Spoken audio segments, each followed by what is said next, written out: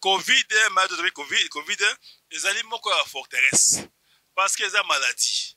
Maladie, ils ont empêché moto à évoluer. Maladie ont empêché moto à zakina. Maladie ont empêché moto à lier malamu, à la tamalamu. Maladie ont empêché moto à la liberté. Alors, ce qui est grave encore, maladie et ça que non mukili mobimba ils ont confiné. Et puis, presque, dans le moment où tu as dit, payer comme il a couvre-feu, pour aller voir une maladie. Alors, même la pays de France, c'est la loi qui est, nous devons voyager, nous devons en France, nous devons choisir vaccin qu'on a vérité. Donc, ils ont forteresse, parce que les médicaments, ils ont empêché tout le monde à mon ensemble. Ce qui est réellement, vaccin, ils ont pu détruire les gens. Ce qui est réellement, vaccin, ils ont des pistes électroniques, pour contrôler les motos. Pas que les vaccins sont aux gens qui vont contrôler. Donc, parce que plein on est allé n'a pas éliminé tes alliés n'a pas de nouvel ordre mondial que il faut nous soit identifier il faut nous soit contrôler bayo au saline ne vendre arabo saline oui bana kin bana partout dans le monde entier bisikon surtout bozwami na pesi bino mbote ezanga humble servante na bino Lili la grâce na chaîne na bino kitoko mingi bolingaka na komba Congo Boost TV balandi nyonso tu mbote na bino émission lelo vérité à pasteur toyeli bino lisusu mosala nzambe muneno boyebi mingi na kombo ya pasteur Edgar Bile. Bonjour pasteur. Bonjour maman Lili. Oui, émission lelo tozolobela sur renversement de forteresse. 21 jours pasteur oteyi sur renversement à forteresse. Bana kini bana partout dans le monde ba yeba ete renversement forteresse eza vraiment nini. Merci maman Lili. Pendant 21 jours, d'autre côté, il y a un renversement des forteresses. Forteresse, dans mon coup, c'est les limites, obstacles, empêchement, tout ce qui est empêché Moutou à prospérité. Alors, pas totalement image de forteresse, tout le monde a filmé au total à Bateau BP, à Kalana, Bandako Bawaka, Bandako Vanda, Bachito Forwana, et vos amis qui sont en combat. Avant comment il faut les kabamai, l'équipe nini, au matingomba, et puis les colocuna bandanda kwana, et vos abagards de corps, bazalana, tant que vous avez musique à vous déjà. Alors, ce que vous kuna batio kuna, pas au bimei problème. Ce que vous avez bichoté et passe pour bima. Zanda, forteresse, c'est toujours l'image de la prison de Tamakara, et puis forteresse. Donc, on a beaucoup c'est ça, forteresse. Alors, tant que vous renversement des forteresses, donc, Nzambe osenga biso ba chrétien to puka oza ba forteresse oza ba empêchement nous sommes empêchés biso to kende libosote to bukamo parce que Nzambe ngo fait comprendre biso que pour ba forteresse e bukana ele kambo ya Nzambe te ele kambo ya ange te ezali kambo ya cet esprit te mais kambo na biso et on se total na verset o totanga ki ya mutuya na 2 Corinthiens 10 verset 3 na 6. On a apporté pas au baboué. Alors, si nous marchons dans la chair, nous ne combattons pas selon la chair. Abisso totalement na musuni, tobuna na musuni te. Car les armes avec lesquelles nous combattons ne sont pas charnelles. Mais elles sont puissantes par la vertu de Dieu pour renverser des forteresses. Les bundel auto bundango, ils ont un gouya makasi, ils ont un gouya bonzambe. Pour la forteresse. À partir de verset 5, nous renversons les raisonnements et tout auteur qui s'élève contre la connaissance de Dieu. Donc, pour que Makanyon Samabe, Pe Moudindonyon, et nous amenons toute pensée captive à l'obéissance de Dieu. Mais tout ça, Makanyon et tout ça, Nzambe. Si ça vibre, nous sommes prêts aussi à punir toute désobéissance lorsque votre obéissance sera complète. Mais là, si Konango, Toko Zamakoki, Yako, Baby sa oza ba désobéissance n'y a surtout. Donc, on dit, va tout sauter, mais biso, Namolimu, Namosuni, toi capé au punir bango. Même Namolimu, même Namosuni. Pourquoi? Parce que tu vas pas dans Zambé, parce que toi, on a escorté à 4 épisodes, parce que autre qu'on a 50 000 écolos. Voilà en général, autre forteresse, des angwana, et tout ce qui peut nous empêcher, et on a qui mon ensemble, et on réussit. Pasteur, est-ce que j'aimerais poser question moko loka mikoto za na temps ya confinement eza bamsu baolanda biso en direct to bakolanda biso baza en confinement mpo mopepe moko ezotambola ke covid toza nango o coronavirus nangi na tuna est ce que eza moko ya forteresse ou pas? Oui, covid ezali moko ya forteresse parce que eza maladie eloko empêcher moto à évoluer, maladie empêcher moto aza na kimia, maladie empêcher moto alia malamu alata malamu, maladie empêcher moto aza na liberté. Alors ce qui est grave encore, maladie ngo esa que non mokili mobimba eza confiné. Et puis presque na moment to ali ba payer comme ya couvre-feu pour aller ba ba maladie. Alors même la pays ba France ba ti ba loi qui est moutoko voyager te moutoko en France te ko maté choisi vaccin ya qu'on a vérité. Donc exa forteresse parce que télé biso et ko pêcher biso tout monde ke mon nzambe. Oui, to lando vraiment bien ça ndeko mo atuni pour na renverser ba forteresse ne ba fort raisonnement sorti ne ba fort raisonnement ngo o esala ke a renverser na ngo forteresse raisonnement de tinino eza o akoko renverser na. Alors, bah, faux raisonnement, et ça, autrement, pensée négative. Tout ce qui est pensée négative. Oh, nyonso, et là, on commence à causer ce massiaté. Oh, nyonso, inquiétude. Ceux qui pensent, et comme on est inquiétude. Ceux qui raisonnent, comme on est inquiétude. Et même la négativité, il faut qu'on renverse ça. Raisonner, c'est normal. Mais quand c'est normal, on pense que c'est malamu. Vous entendez? Malamu, non? Ndeko na ngai no sala malamu ndenza boy no sala ndeko na ngai lili surprise donc ablesse $10 $20 $50 na musala mo ezali na koluka place mona na teye wana na musala na de ba penser malamu ba penser mabeza nini uvolo kasi mbaya mutazate Joana ifuna selo kana na oseduye na nelo kana ko isaye mo ba penser mabe monsieur ozano vani boy yela sara nini il faut un atelier poison à Koufa de va passer ma bé donc biso ba nzambe il faut tout renverser ba passion na inga banini penser wana anje ko longa ngote yimo fu longa ngo nzambe sai nani asaki kayin abi kayin lisumu etelemi na porte ndako na yo longa ngo yomoko yimo longa ngo abatenga ngana na ko longa lisumu na place na yimo longa ngo mais kayin au lieu alonga lisumu longa ngo te imagine na nini na assassinat ako bomalek ne Abel. Pourquoi? Parce que tu dis qui ils sont montés. Donc ba forteresse, ba pensée négative, ba pensée obscure, ça ba arme, ya diable. Tango zoya, il faut que télémélango na maloba nzambe. Pour renverser nos pensées positives au event kata maloba nzambe. Merci Banabiso. Pasteur Diga, deuxième question c'est que moyen pour renverser forteresse il y a COVID-19 et ça on dit ma vaccin to en priant seulement COVID-19 on peut pas pandémie to ndengeni. J'aimerais justement avoir réponse nango. Le rôle qu'on a vu c'est appelé autobengi forteresse. Est-ce que tout doit vaccin wana toto zongote? C'est une question très très délicate. Oh batubile botuna tozo zongote. Ba chrétien n'était pas seulement aux autres ya munene na mboka oyo abi so iva sango ye tozo na comme on est ce et ça a effet na biso. Est-ce que ça n'engona tous anengona te? Alors so hôtel la Bible dit d'abord ndenge zawana Marc la bête tangoya na tangoya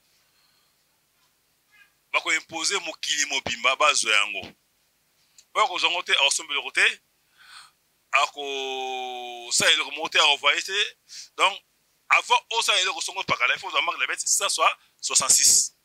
Est-ce qu'on a vu sango to voir ça qu'on a vu sango et comme Marc la bête parce que comme la France on voyager muto pour ça que de France to en France en Afrique on maté to voyager C'est la question. Donc, c'est moins difficile. C'est moins difficile. Mais quand on va chrétien, un vrai chrétien, il faut attendre le temps. Ce qui réellement, Varsovana, ils ont pu détruire Bisso. Ce qui réellement, Varsovana, ils ont des pistes électroniques. On peut contrôler Moutou. Pas Babi va Varsovana, sur les gens, on va contrôler. On va contrôler. Ils ont des pistes à Katango, sur les gens. Sur ça, ils ont des bonbons à la carte équatoriale.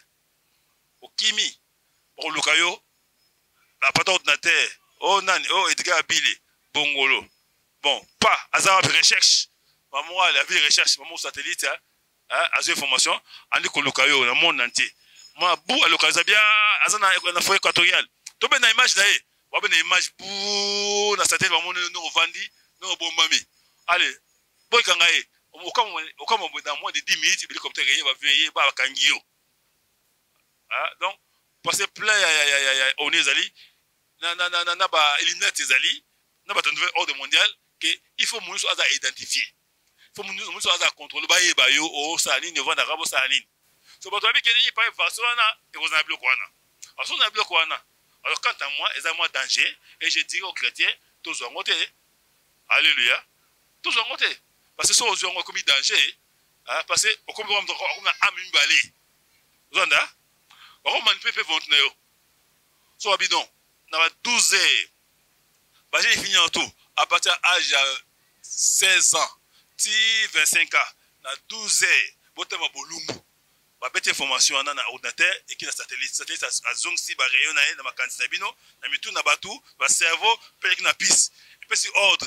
Le cerveau. 15 heures, de 15 heures à 20 heures, tous les jeunes filles de 16 ans à 20 ans, botambola bolumbu, directement, information dans le cerveau, et qui est une piste, et puis c'est ordre dans le cerveau, puis au compagnie de Moulungi, il faut un nom blamba, on blamba, bolumbu. On n'a pas 20 ans, on est Moulungi, Moulungi. Moi, je suis Bolumbu. Pourquoi? Parce que on a manipulé dans le cerveau, on a pas de pissoana. Alors, ce qu'on a bloqué à la carte. Alors, les chrétiens, qu'on a monté. Tant que vous voyez jeter, vous voyez, c'est que quand même, il y a sans soya. C'est fini. C'est fini. C'est quoi? Bateau et démon. Et au demi pisté, bateau à demi pisté, au fil de la demi pisté. Il y a 60 ans, soit à soit dans un nombre 5 était on a laissé bon couper information bout allez bah jeune garçon tout le beau violé sur mon jeune fille à tambola les bossons yo violé moi bah jeune garçon ko violé bah jeune fille pamba pourquoi piswana ce qui va se wana et aux abions la kati chrétien à joango les écoles forteresse. Parce que Jésus c'est le béton.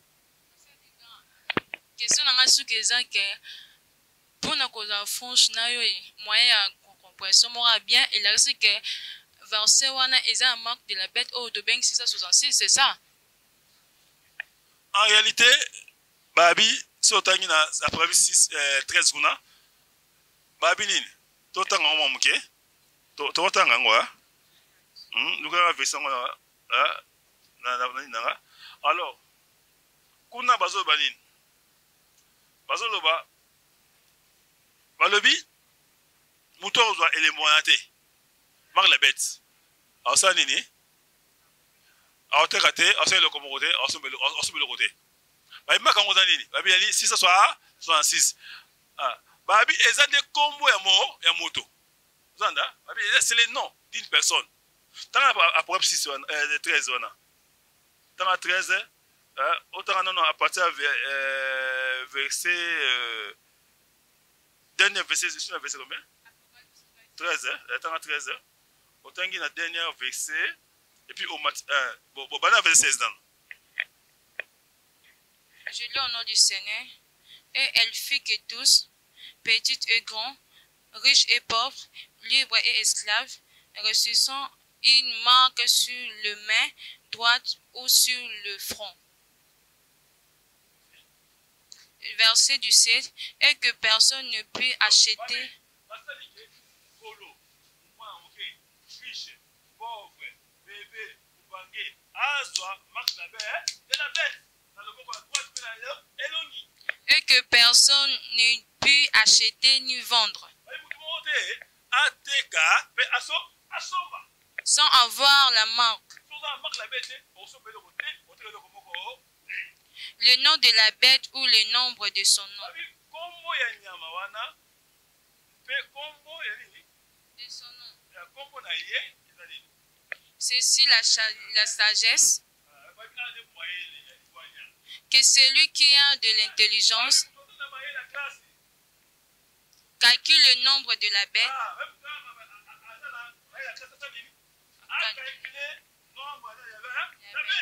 Car c'est un nombre d'hommes.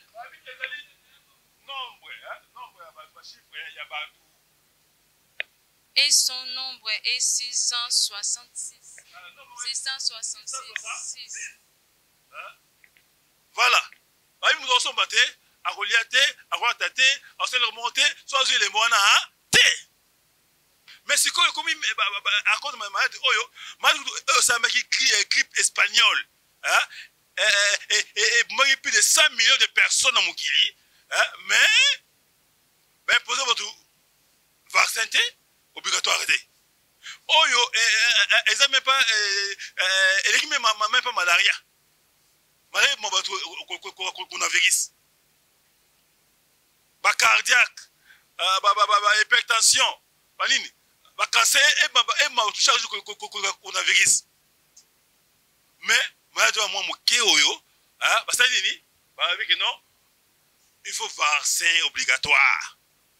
Au cas où voyage en France, au cas où France, c'est un vaccin des capos. C'est grave. Alléluia. Alléluia. Donc, on est tout que dans l'île où on a police. Nous devons battre, nous devons traiter, soit une marque la bête. Cette question est-ce que le vaccin marque la bête? Et comme on marque la bête réellement, ce qui est un aspect obligatoire. Ce qui veut dire qu'enfreindre, qu'empêcher droit à battre. Avant ça, il faut Zanango. Avant Moussala, il faut un vaccin. Avant au voyage, il faut un vaccin. Avant au vaccin. C'est grave. Il y a un virus. Si on a un virus, on a un virus au calculango. C'est le troisième chiffre, non? Oh, papa, so calculango, on se tourne et coronavirus, on a corona. Surtout corona, so quelqu'un il me sera 166. Corona, so quelqu'un peut me dire 166. Qu'on a habité, ils allaient comme à moto. Moto a maïla sanini. A quelqu'un comme à moto. Tant qu'on a vu, c'est combien? 666. Au moins, l'image dans moi, calculer tout ça là. Alléluia. 666. Et comment moto? Mais corona, il y a corona, il y a couronne. Donc, Mado Yaki, dans mon kipo sanini, et là, ça s'attend à corona moukili. Couronne et couronne s'attend à la roi de la terre. Avant, mon cousin moukili oyo. À contre moukili oyo. Il y a des côtés moukili. Il est démoniaque. Alléluia. Donc, et comme on marque la bête, ceux qui est venu empêcher le droit d'abisso. Donc, ils avaient forteresse à mon aîné.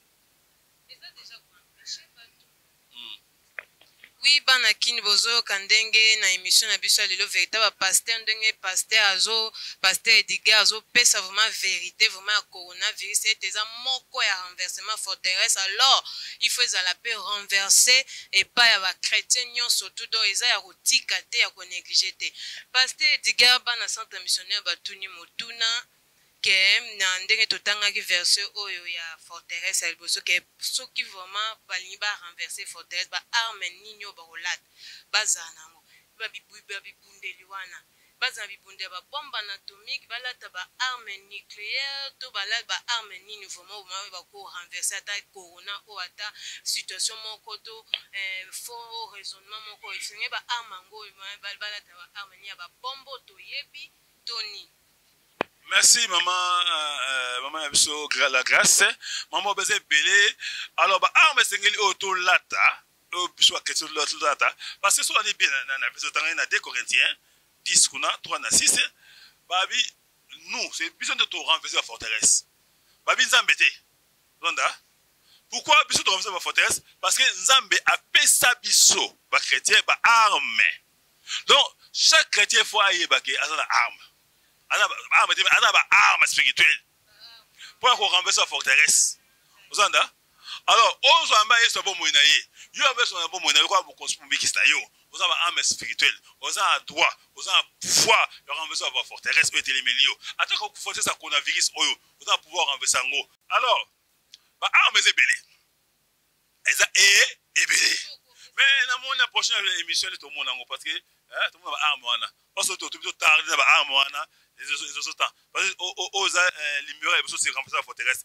Dans les murs, vous savez, arme wana oyo ça que non biso ba chrétien to renverser la forteresse. On a beaucoup de conclure pour les gars de camp pour les gars caméramens international il y avait Moké Mobimba alors c'est linga bino tout à 5 minutes ah non moi c'est bino donc on a profité à 5 minutes on a loba dans sa conclusion. Alors ce qui est vrai bandeko ba chrétien attends pour la chrétienté yamba Yesu. Si on a un bâtiment, on va se faire il y a un collège, mais c'est comme on l'air est grave. L'air est grave. Pourquoi? Parce que le coronavirus a comme une forteresse sur télévision. Une maladie qui est. Apparaissez Moukili Mobimba. Apparaissez économie Mobimba. Maladie qui est. Et comme imposer ma grande nation, ça va couvrir. Na comme la difficulté ya ma po 22h. Bon ce soir que matin à 21h la rakuna. Pour ni couvre fait zali. Parce qu'on a vu à télé biso. Mais yo moi na nzambe comment le remonter. Ata qu'on a vu à télé yo. Ata ateme libota na yo. Nemi ki na comme on excuse bibi to benga malade. Diko za malade to teme na comme on excuse. Ngala benga coronavirus te so ben corona non peut pouvoir. Corona ngoma nini?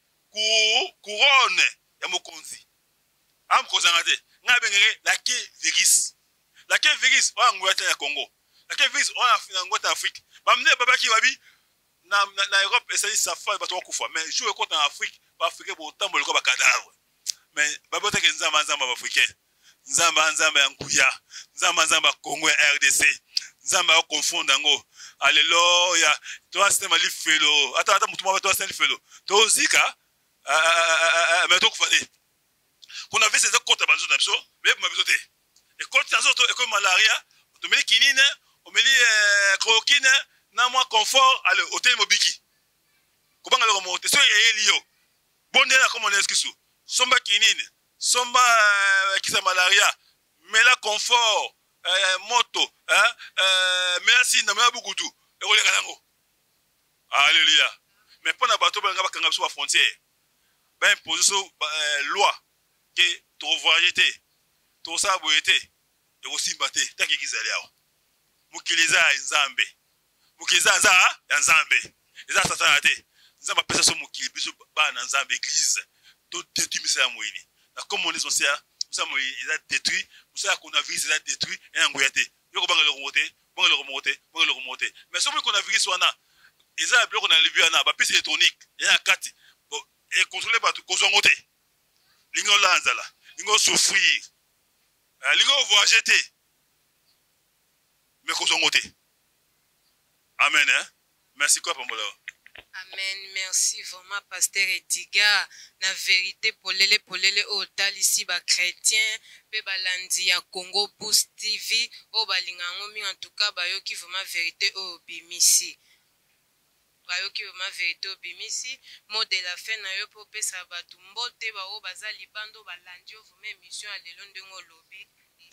vraiment nzamba kumisama na pesi d'abord mbote na mwana ngai linga mingi de Campo Ngoma les grands réalisateurs nzamba pambolo makasi la pesi batu sombote na pesi mwana nga musuzu leka de Campo petit frère de Campo dont Kadier Bombote surtout la pesi Stone Bile Mbote, Sange Bile, Joe Bile Mbote, la pesi papa nangai, père nanga dans la foi, il a formé biso, donc Léonard Lemba, quoi pambola yo, moment abaso mikolo, yo ngana ben zambe, te ben zambe, e ben zambe, sun zambe wana, tant le singanza menga pe bizambe wana kwa pambolo papa nanga Lionel le bateko na ba cordon so emantika cordon binonga badi cordon biso Dede Bongo na tous les ministres de la communauté kwa pambola bino na pamboli madame nanga ose ma chère